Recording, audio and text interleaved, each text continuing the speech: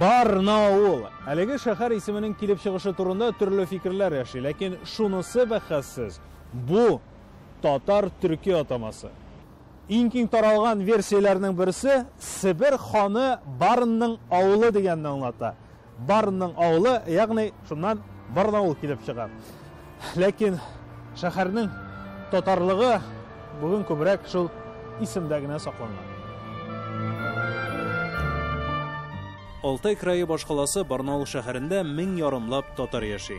Әлбәттә, таралып көн күрә. Узган гасыр башында милләттәшләребез биредә айрым бистә дә оештырган булган. Ләкин совет сәясәте татарны шәһәрнең төрле почмакларына тараткан. Бу урын хәзер нәкъ татар урамы дип атала, ләкин анда татарлар бик яшәми. Бу хакта әле киләсе чыгарылышларда сөйләрбез.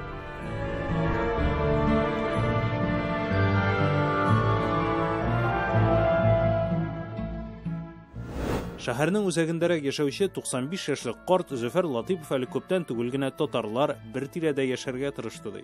Наунда бу яллар хастаны хатыгызда. Анда вот 3-4 дома. Татарныкы дийме? Татар. Алар кая? Булар Казанга китләр, тегеләр үлеп беттеләр. Так что Ул вакытта рәхәт булгандыр. Бик күңелле ул вакытта. Хәзрәт чаты, нәрсәдә вот теге ише гармониста үлгәч чаты быйыктылар татарлар, быйыктылар янда. Монда 21 ел яши.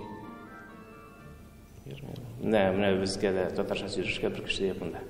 Шул телефон белән, әни белән, абыйлар белән сөйләшә. Фәһим хәзрәт Алтай краеның татар телен иң яхшы белүчедер мөгаен. Менә шушы мәхәббәт биналы мәчетнең имамы ул.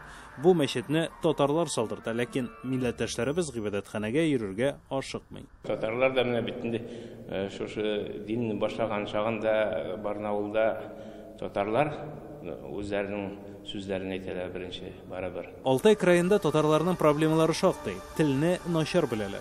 Икенчедән, катнаш никахлар күбәйгән. Без хәзер Алтайдагы татар галиме Фәрит Салиев белән сөйләшәбез. Аны биредә димләп өйләндергән булганнар. Ә хәзер бу традиция инде юкка чыккан. Анием, атием, дружить ителәр компания. Алар заводта шуләди вот шул хәрби заводта вот поддерживали отношения. Да. Димләделәр? Есть. Димләделәр. Әни үз балагызны димләмәдегез татарлар белән. Ну, мен белмим. Шундай алар бетерде университетлар, шундай татарлар укыган юг биредә такмадык. Белемдә. Да.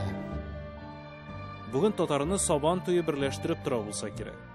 Ну, проекты, конечно, у татаров проект самый главный национальный праздник Сабантуй у нас. Сабантуй, то есть вот мы проводим все вместе сообща, несколько. 2 раза даже приезжал к нам президент Татарстана Рустам Нургалиевич Миниханов. В школах где-нибудь преподается татарский язык? В школах не преподаются точно татарский язык. Как родной язык тоже, да? Учителя нет там? Нет, мы приглашали девушку из Арского района, то есть попросили, такая хорошая сельская девочка, приезжала Гулия. Кстати, вот пандемия немножко тоже помешала. Например, несколько месяцев поработала, да, Саида? Ну, так хорошо организовала. Ләкин пандемия планнарны бераз бозган күрәсең.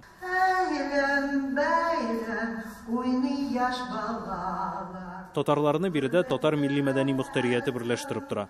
Андагы тормыш турында киләсе тапшыруларда сөйләрбез. Айза Шаймарданов, татарлар, Алтай крае.